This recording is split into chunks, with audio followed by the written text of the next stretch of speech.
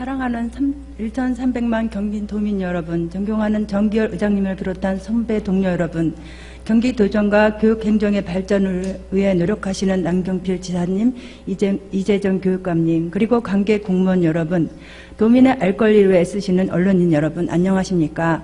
보건복지위원회 소속 자유한국당 공영회 의원입니다.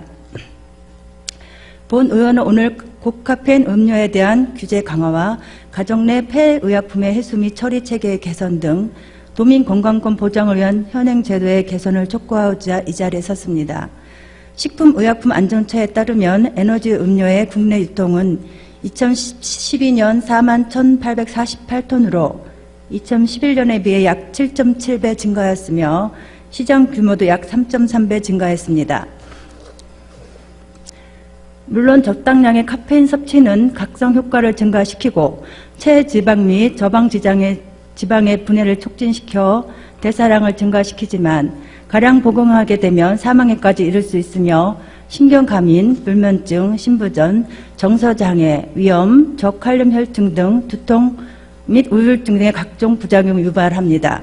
특히 주의력 결핍 과잉 행동 장애로 진단된 학생들의 카페인 섭취량이 일반 학생보다 많다는 연구 결과가 보고되고 있으며 최근 경기도 의료원 의정부 병원 이대금 박사팀이 중고생 약 7만 명을 조사한 결과 고카페인 음료를 주 3회 이상 마시면 자살 생각, 자살 계획, 자살 시도 등이 모두 높아지는 것으로 나타나는 등 고카페인 음료는 성장기 청소년에게 신체적, 정신적 이상 증상을 유발할 수 있어 문제가 되고 있습니다.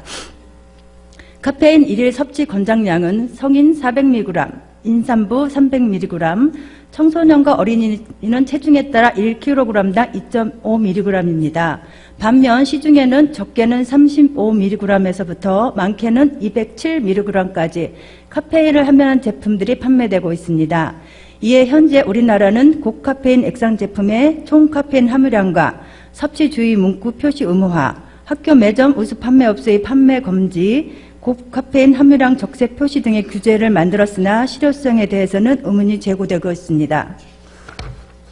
실제 어린이, 임산부, 카페인 민감자 섭취 주의라는 문구는 효력이 없어 한국소비자원에서도 초등학생, 중학생, 고등학생이라고 명확히 표시할 필요가 있다고 권고한 바 있습니다.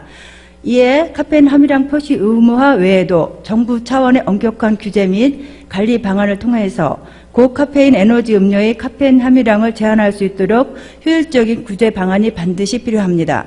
더욱이 고카페인 에너지 음료의 소비층이 어린이와 청소년, 대학생, 직장인으로 확대되고 있는 현실에서 에너지 음료 관련 규제 강화뿐만 아니라 주류와 섞어 마시는 등 잘못된 음용 방법을 개선을 위한 규제 및 관리 방안, 카페인 과잉 섭취 및 오용에 대한 인식 개선을 위한 방안도 요구되고 있습니다.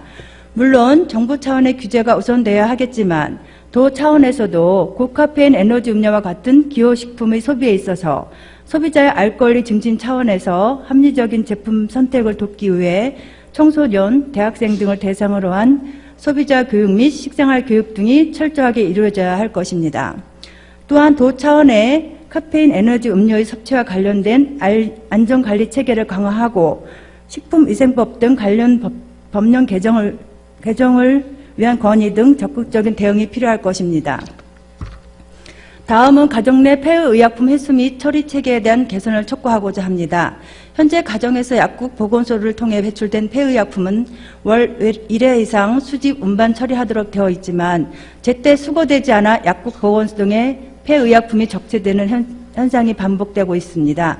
가정에서 복용을 중단하거나 유효기간이 지나 방치된 폐의약품에 대한 관리가 제대로 이루어지지 않으면 토양과 하천을 비롯한 생태계를 오염시키는 것은 물론 우리 건강을 위협할 수 있습니다.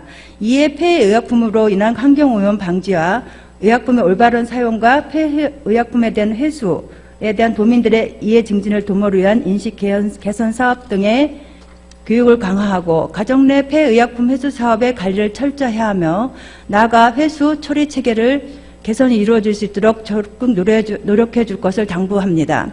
오늘 본 의원은 고카페인 음료에 대한 규제 강화, 가정 내 폐의약품 횟수 처리 체계 개선 등의 제도 개선을 제안했습니다. 이는 도민의 건강권과 직결된 중요한 사안으로 정부 차원의 움직임과 변화를 기다릴 것입니다. 도 차원에서 적극적으로 대응하여 도민 건강권 발언을 마치겠습니다. 끝까지 경청해 주셔서 감사합니다.